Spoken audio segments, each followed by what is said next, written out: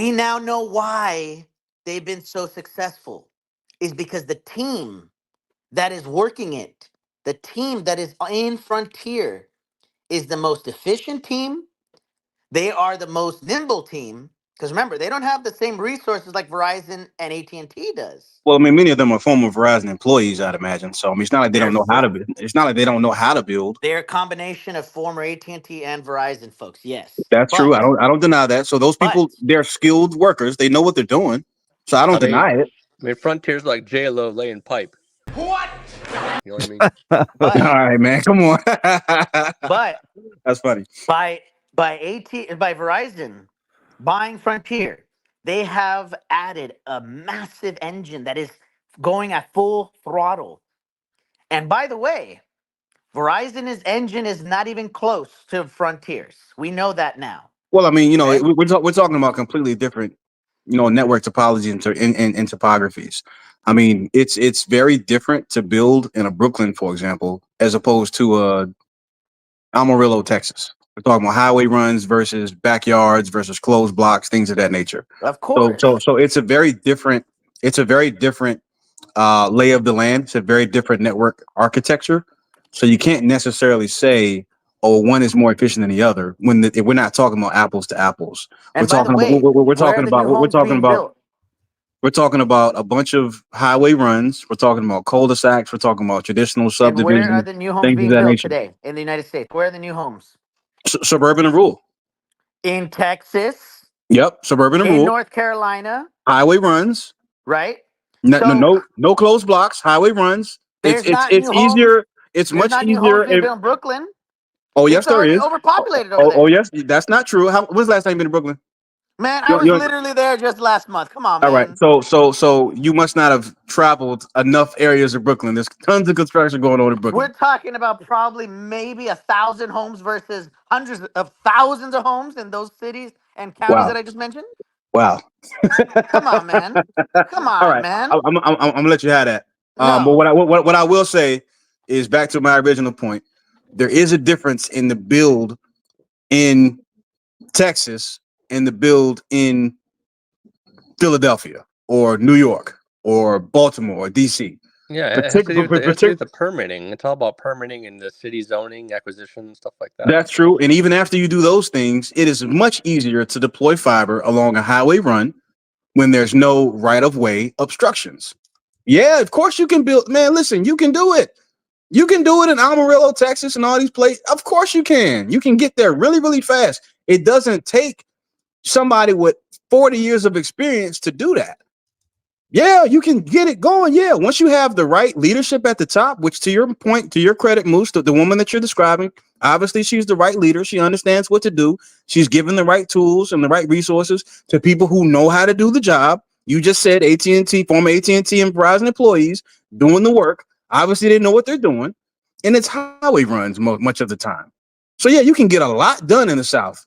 You can get a lot done in the Midwest. You can get a lot done on the West Coast. It ain't the Northeast. So, yeah, I mean, to your point, you can keep those technicians, and they can work these areas. They know them well. Absolutely. That workforce is there. To Sneed's point about, unfortunately, the layoffs and things of that nature, that's probably going to come in the realm of customer service, sales, support groups, things of that nature, unfortunately.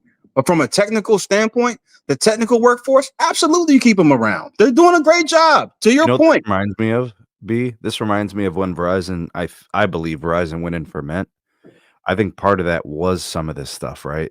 It was the skilled workers. It was the know-how. It was the systems. It was the processes. They saw that as tangible benefits and gains.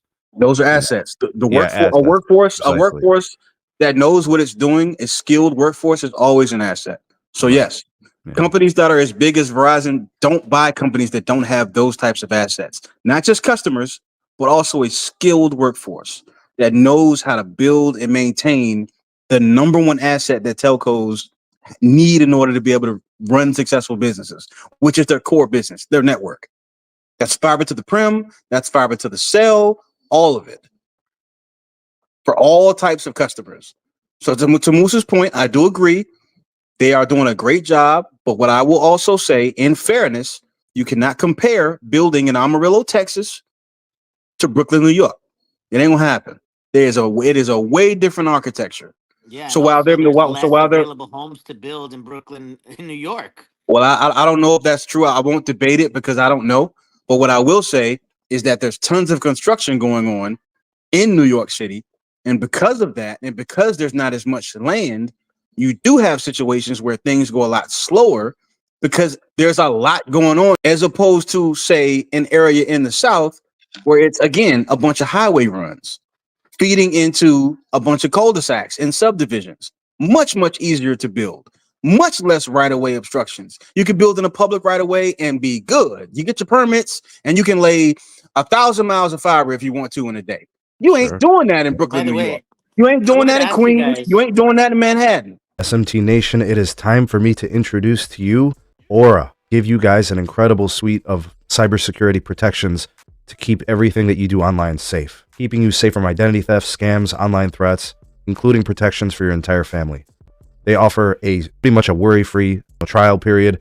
Obviously, the pricing is very competitive, starting at $12 per month. They've got one simple and easy app for you to use. They've got incredible features, $1 million in coverage, 24/7 expert fraud support, transparent pricing, the money-back guarantee at 60 days with a free trial, no strings attached. So with the odds of falling victim to an online crime being 1 in 4, this would change everything. Really should check them out. The financial fraud protection is worth its weight in gold. Help keep your kids protected within boundaries that you set forth for them. Proven to be the fastest, most reliable fraud alert system.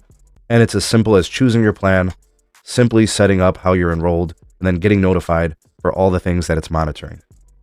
Start your free trial now. Use our link. It's down in the description, and it's also here on the screen, aura.com/Sneed.